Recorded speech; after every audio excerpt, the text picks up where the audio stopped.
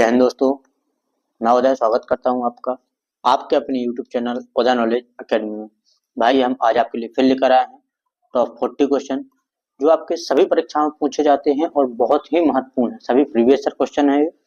आप यदि 40 प्रश्न में से यदि आप 30 प्लस करते हैं तो आपकी जीएस फिर अच्छी है। आपका टारगेट होना चाहिए आज के 30 प्लस और आप लास्ट में मुझे बताएंगे भैया हमारे इतने क्वेश्चन सही है। और आप कोई भी जानकारी चाहते कर दें, मुझे किसी भी वीडियो में मैसेज कर दें, मैं आपको जवाब दे दूंगा। सभी लोग लाइक करें और नए हैं चैनल पर तो चैनल को सब्सक्राइब जरूर करें। चलिए आपका बिना टाइम खराब किए हुए सीधे चलते अपने क्वेश्चंस पर। मुंशी प्रेमचंद किस पत्रिका के संपादक रहे हैं? तो मुंशी प्रेमचंद रहे हैं आपके हंस पत्रिका के संपादक। किसके संपादक? हंस पत्रिका के संपादक। अगला क्वेश्चन है आपका, कैप्सूल का आवरण बना होता है। तो हम कैप्सूल खाते हैं ना, जो उसमें ऊपर का जो आवरण बना होता है वो बना होता है आपका स्टार्च का। किसका? स्टार्च का। तो आपको ये भी याद रखना है। स्टार्च एक प्राकृतिक बहुलक है। क्या है? एक प्राकृतिक बहुलक है। अगला क्वेश्चन आपके सामने है। आप सभी बिल्कुल मैं जल्दी जल्दी इसलिए करा रहा हूँ कि आपका टाइम खराब ना हो और आप पूरे क्वेश्चन लास्ट तक करें। आपके जितने सही होंगे आप मुझे कमेंट में बताना। यदि 30 प्लस सही है तो फिर तो बात ही अलग है।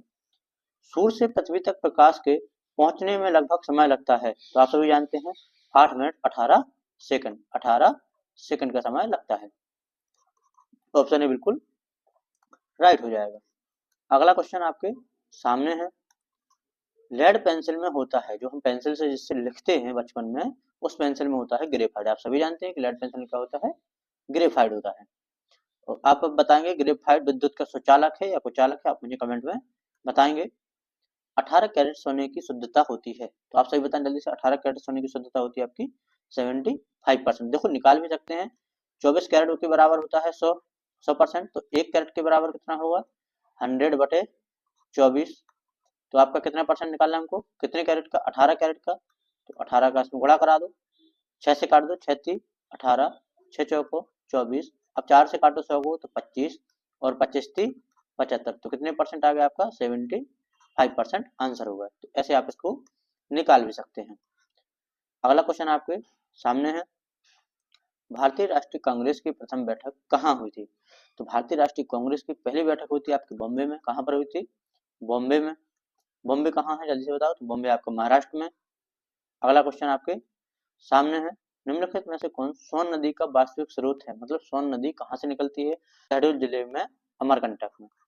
तो कहाँ से निकलती है? शहडोल जिले में अमरकंटक से सोन नदी निकलती है।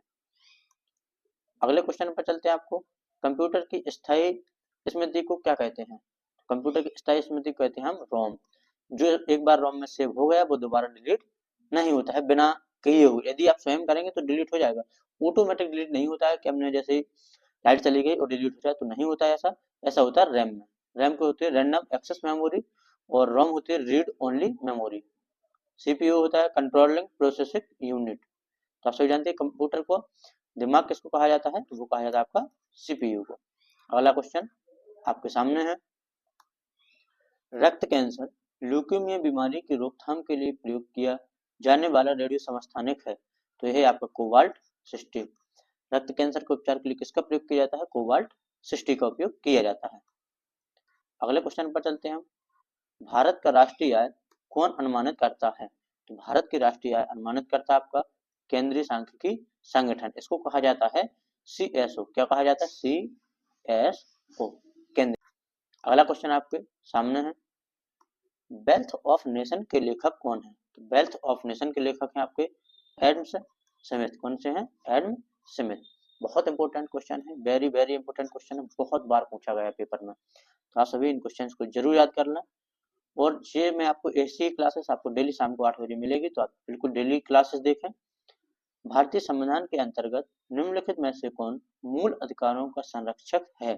तो मूल अधिकारों का संरक्षक है हमारा वो हमारी न्यायपालिका। क्योंकि हमारे साथ मूल अधिकार को हनन होता है तो हम सीधे कहाँ जाते हैं? कोर्ट जाते हैं। हम क्या बोलते हैं? चल मैं तुझे कोर्ट में देख लूंगा। तो वो कौन है? हमारी न्यायपालिका है। चलिए आगे चलते हैं अब हम अगले क्वेश्चन पर।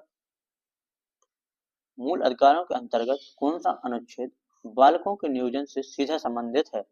बालकों के नियोजन मतलब है कि बालकों के जो जोखिम भरे काम है उनको करने से निषेध करता है। तो वो कौन सा अनुच्छेद है हमारा? अनुच्छेद 24 है। अनुच्छेद 24 कहता है कि 14 वर्ष से कम उम्र के बच्चे किसी भी जोखिम भरे काम को नहीं करेंगे। अगला क्वेश्चन है, निम्नलिखित में से कौन सा हास्य गैस, जिसको लाफिंग गैस कहते हैं इंग्लिश में, के रूप में प्रयुक्त होता है? तो हास्य गैस कौन सी, जल्दी से बताओ। हास्य गैस आपकी नाइट्रस ऑक्साइड, इसको N2O भी कहते हैं, N2O नाइट्रस ऑक्साइड। अगले क्वेश्चन पे चलते हैं हम। नाभिकीय रिएक्टर में निम्नलिखित में से किसे मंदक के रूप में प्रयोग किया जाता है? मंदक होता है कि वो गर्म हो रहा है तो उसको ठंडा करने के लिए प्रयोग किया जाता है आपका भारी जल, D2O। क्या बोलते हैं इसको? D2O, ड्यूटेरियम ऑक्साइड, D2O भारी जल। अगले पे चलते हैं हम। वायुमंडल की सबसे ऊपरी परत कहलाती है? तो वायुमंडल की सबसे ऊपरी परत कहलाती है आपकी एक्सोस्फीयर। क्या कहलाती है? एक्सोस्फीयर। अगला क्वेश्चन आपके सामने है, भारत में हरित क्रांति का प्रारंभ कब किया गया था? तो भारत में हरित क्रांति का प्रारंभ माना जाता है 1966-67 से। कब से माना जाता है? 1966-67 से। अगले क्वेश्चन पर चलते हैं हम। सभी लोग लाइक करें भाई, और नए हैं तो चैनल को जरूर सब्सक्राइब करें और अपने दोस्तों को भी सेंड करना भाई, तो जिससे और भाई अपने साथ जुड़ सके और अपना परिवार बड़ा हो सके। अपना परिवार जैसे बड़ा होगा तो मैं आपको एक बेस्ट टीम ला कर दूंगा और आप सभी अपना प्यार ऐसे ही बना रखें। मधुबनी लोक कला शैली किस राज्य से संबंधित है? तो मधुबनी पेंटिंग है आपकी बिहार की। कहाँ की है? मधुबनी बिहार की। मधुबन का मतलब होता है शहद का जंगल। क्या होता है? शहद का वन या शहद का जंगल। इसमें भगवान श्री कृष्ण की लीलाओं को दर्शाया जाता है। किसको दर्शाया जाता है? श्री कृष्ण की लीलाओं को। अगला क्वेश्चन है आपका, बहुत इंपॉर्टेंट क्वेश्चन है, वेरी वेरी इंपॉर्टेंट, बहुत पूछा जाता है क्वेश्चन कि आलू है, आलू एक क्या है बताओ आप? पुष्प है, जड़ है, तना है, पत्ती है। तो आलू है एक आपका तना है। आप कोई सोच नहीं सकते कि तना है। 80% बच्चे इसको गलत करते हैं, जड़ लगा के आ जाते हैं, जबकि है क्या? तना है आलू। चलिए अब अगले क्वेश्चन पर चलते हैं हम। भूदान आंदोलन किसने प्रारंभ किया था? तो भूदान आंदोलन प्रारंभ किया था आपका विनोबा भावे ने। सभी लोग बिल्कुल याद रखना, ये भी बहुत इंपॉर्टेंट है। मैं वही क्वेश्चन लेकर आया हूँ जो बार बार एग्जाम में पूछे जाते हैं, बहुत पूछे जाते हैं क्वेश्चन। बचपन बचाओ आंदोलन के संस्थापक कौन है? तो बचपन बचाओ आंदोलन कैलाश सत्यार्थी हैं, सभी जानते हैं आप लोग, कैलाश सत्यार्थी। बचपन बचाओ आंदोलन कैलाश सत्यार्थी। इनमें से कौन सा हरित गृह गैस नहीं है? हरित गृह आपकी SO2। कौन सी है? SO2। इसको बोलते हैं क्लोरोफ्लोरोकार्बन। ये आपकी मीथेन है, N2O है। तो कौन सी नहीं हरित गैस प्रभाव? SO2 नहीं है आपकी हरित गैस प्रभाव। अगले क्वेश्चन पे चलते हैं आप। निम्नलिखित में कौन एक वैश्विक ऊष्मन के लिए उत्तरदायी नहीं है? तो कौन सा नहीं है? आर्गन आपका वैश्विक ऊष्मन के लिए उत्तरदायी नहीं है। अगला क्वेश्चन है आपका, भारत की सर्वाधिक वर्षा मुख्यतः प्राप्त होती है? तो भारत की सर्वाधिक वर्षा होती है जो वो दक्षिण पश्चिम मानसून से होती है। सबसे ज्यादा वर्षा किससे होती है? दक्षिण पश्चिम मानसून से। अगला क्वेश्चन है आपके सामने है कि चंबल नदी पर कौन सा बांध निर्मित है? इन चारों में से चंबल नदी पर कौन सा बांध निर्मित है? तो गांधी सागर आपका चंबल नदी पर स्थित है। कौन सा है? गांधी सागर चंबल नदी पर स्थित है। अगला क्वेश्चन है आपका, जो मैंने 2-4 क्वेश्चन हिंदी के डाले हैं क्योंकि बहुत अपने यूपी में जितने भी एग्जाम होते हैं सभी में हिंदी पूछी जाती है, तो मैंने सोचा चलो 5 क्वेश्चन हिंदी के भी डाल दिया जाए। आसमान पर दिए जलाना, जल्दी से बताओ आसमान पर दिए जलाने का अर्थ क्या होगा? तो होता है आपका वीरता या साहस का कार्य करना। आसमान पर दिए जला दे मतलब वीरता का काम कर दे, साहस का काम कर दे, इसलिए बोला जाता है आसमान पर दिए जलाना। अगला क्वेश्चन है, हिंदी भाषा का प्रथम प्रमाणिक ग्रंथ कौन सा है? तो हिंदी भाषा का प्रथम प्रमाणित ग्रंथ है आपका पृथ्वीराज रासो। पृथ्वीराज रासो किसने लिखा है? तो चंद्रवरदाई ने लिखा है, आप सभी को याद रखना है। पृथ्वीराज रासो चंद्रवरदाई। सतसई को किसने लिखा है? तो बिहारी जी ने लिखा है। इसको किसने लिखा है? बिहारी जी ने लिखा है।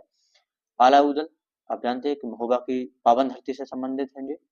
और चलिए अब आगे चलते हैं।